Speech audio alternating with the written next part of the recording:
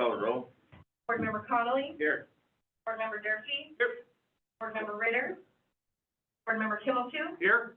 Board Member Teeter? Board Member Knuckles? Board Member Reynolds? Here. Board Member Calderon? Here.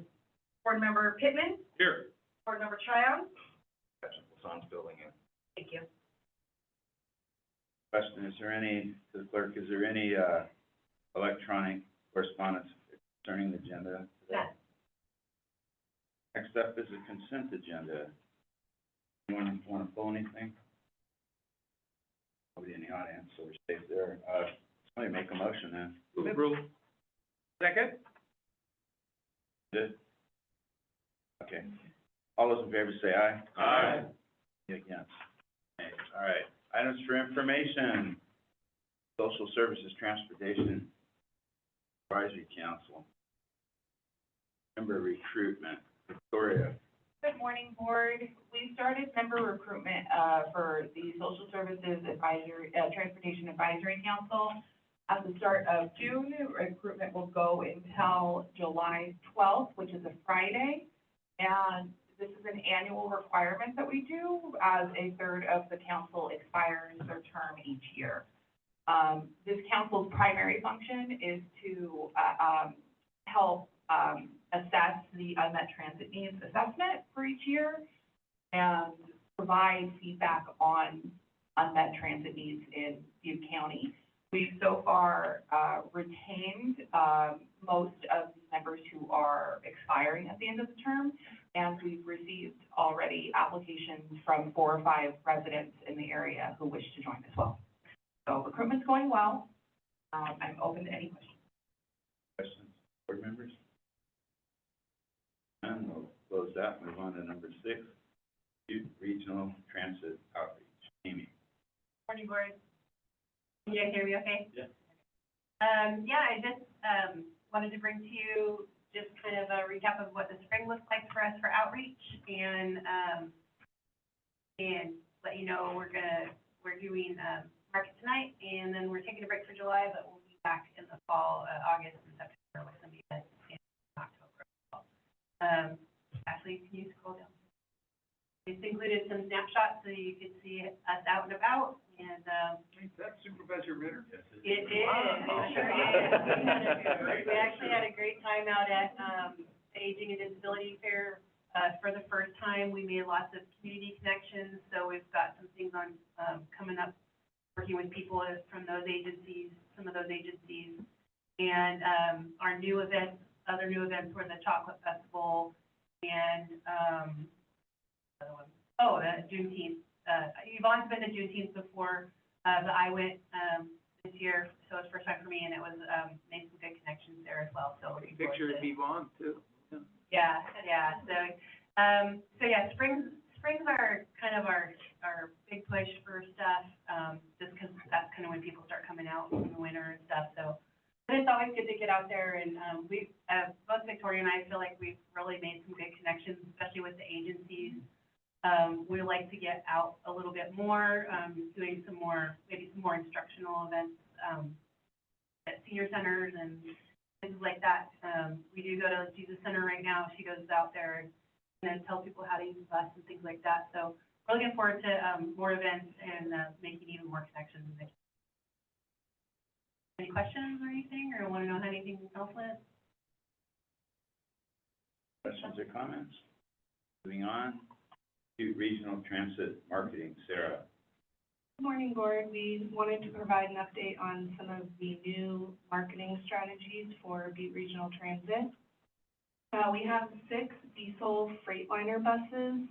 They're a little bit smaller than our fixed route. They have seating for 24 passengers.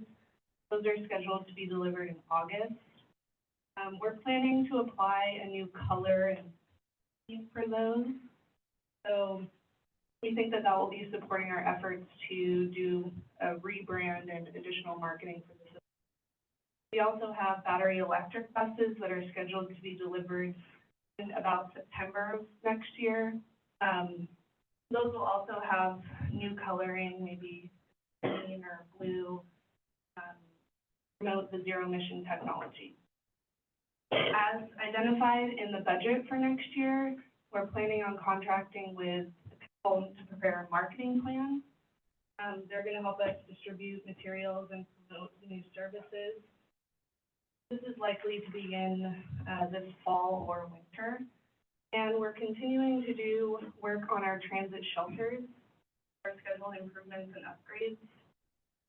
This might include new shelters, panels, and pad improvements. We're starting the work later this year and hoping to work with our contractor, more on this. That is all I have. Questions or comments? Moving I've on. got a real quick question. I promise it'll be quick. So we're still able to get diesel vehicles? Yes. Okay, we're still able to use diesels. We can still get diesel, until 2040. Oh, Is when we have to have 100% of our new purchases be zero emission. There is phasing into that. Begins in the next couple years. It needs to be 25% of new purchases be zero emission. So if that's electric or hydrogen, we're on track to meet that target with the 5 vehicles arriving next year. the diesel vehicles that we're getting, what's usually the life of those? Is it 10 years? Is it, I think that they should be about 10 to 12 years. The fixed route vehicles we have now are 12, Okay. and paratransit's about 7. That's about how long we have to keep them.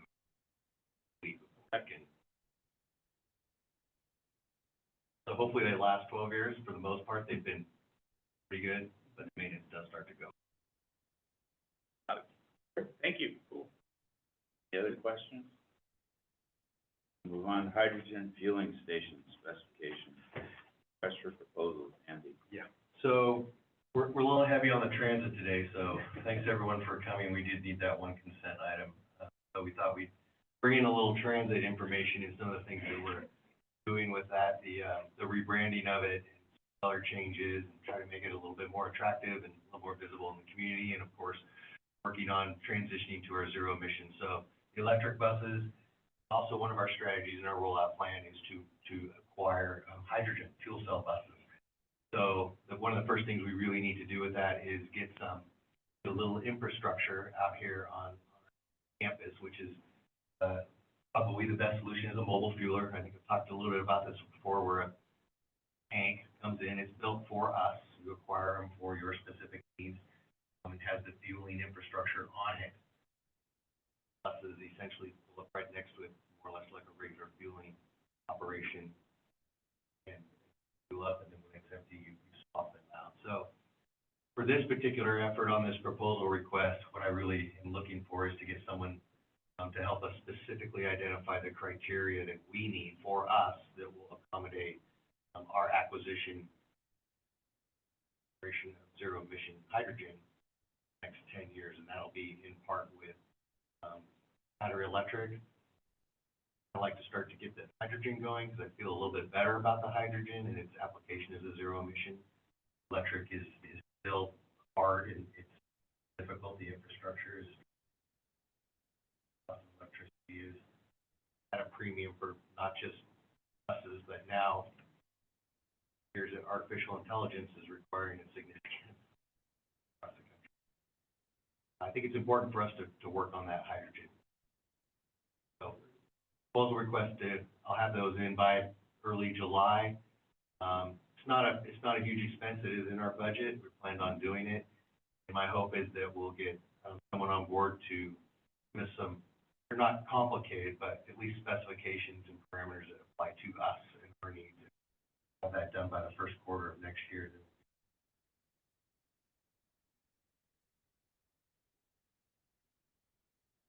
So if all goes well, we could be successful in getting a hydrogen fuel cell bus, which is essentially an electric bus, but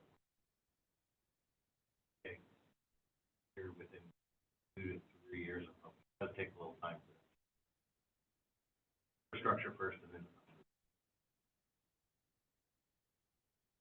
Any questions or comments? Does it work? This time I'll open public comment. Anyone like to speak?